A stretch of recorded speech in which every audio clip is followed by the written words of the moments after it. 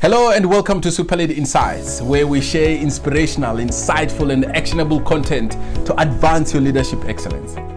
So, when you hear Kodak or Nokia in the same sentence as strategy, doesn't it conjure up images of stunning corporate declines or massive missed opportunities?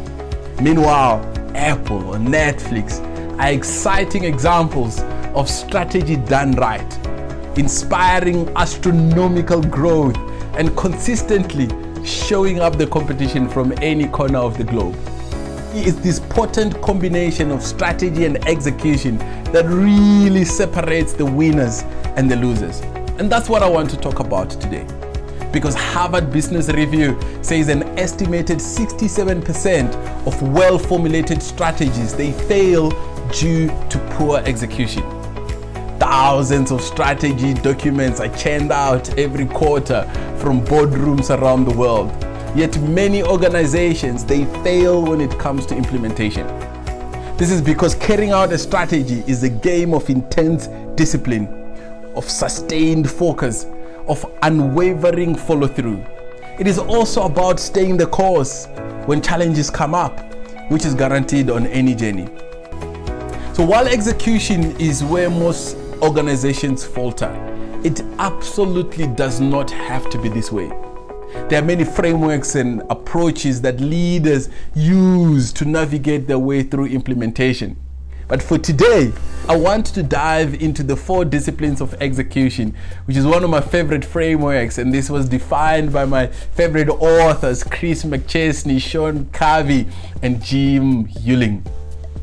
The 4 disciplines approach is a tried and tested formula for execution the world over. This approach really appeals to me because it's simple, but it's not easy. It requires discipline, but it's not rigid. So let's dive in. The first discipline is the discipline of focusing on the wildly important goal. And this is a tough one. Because as you know, many ambitious leaders, are constantly buzzing with ideas and new initiatives and new product lines that they could launch. And in the book, the authors have this saying, which I really love. They say there will always be more good ideas in any organization than there is capacity to execute. And most ambitious leaders find it difficult to concentrate on one big idea. But this intensity is essential to overcoming those distractions and demands of daily business life. And what's important here, as the authors outline, is to be able to have a good understanding of the energy and the capacity that's required to maintain the normal operation. And as such, the newer initiatives cannot be too many. If you've got 1, 2 or 3 goals, there's a good chance that you might hit them. But if you've got 9, 15, 20 goals for the same team that still has to maintain the operation, the chances of you hitting all of them goes way, way, way down. For entrepreneurs especially, they struggle to maintain this high level of single-mindedness because they're always finding new ideas that might be exciting and that might even somewhat be inspiring. But it is really worth committing to this idea of less but better. So the next discipline, which is discipline number 2, is to act on the lead measures. And in the example, Chris, when he gives him many of these talks, he often asks this question and he often gets pretty much the same answer. And the question is, what's everyone's favorite New Year's resolution? And most people are likely to say losing weight. And if you look at that one big goal, there are lead and leg measures. The leg measure is that number on the scale, which is the weight itself. However, there are 2 main lead measures, and there could be more. But the ones that are very, very familiar have to do with nutrition and exercise. Really talking about the calories in and the calories burnt. And if you could manage the 2 lead measures, the exercise and diet, you don't need to worry about the weight because that number will take care of itself. So these 2 measures drive results by far. The lead measures, they look forward at the future outcomes and events. Lead measures describe activities and sub-goals which can be acted upon. And a good lead measure, it encourages leaders to ask some tough questions as they're executing. They ask questions about the processes and whether there could be efficiencies drawn out of some of the processes. They ask skills and the people-related question.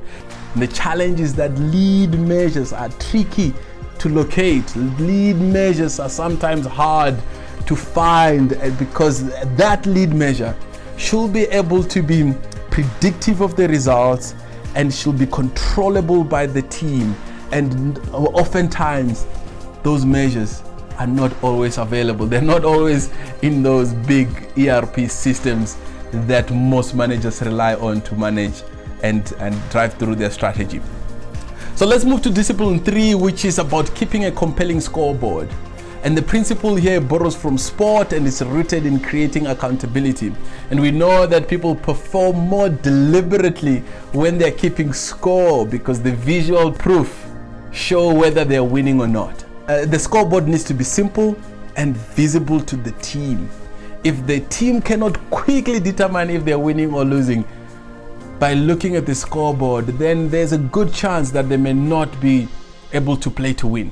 And the challenge with this discipline is that there's often too many numbers to look at, that once you've gone through all the spreadsheet, you have no idea whether you're winning or losing.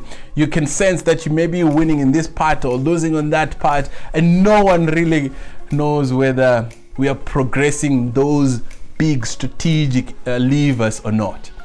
So the encouragement to leaders here is to keep that scoreboard simple. Keep it transparent. Allow for the team members to change the numbers, those lead measures themselves. It shouldn't be a coach's scoreboard because the coach's scoreboard is very complex. This is a player scoreboard. So now the last discipline is the fourth discipline, which is creating a cadence of accountability. And Dr. Stephen R. Covey, puts it this way. He says, accountability breeds responsibility.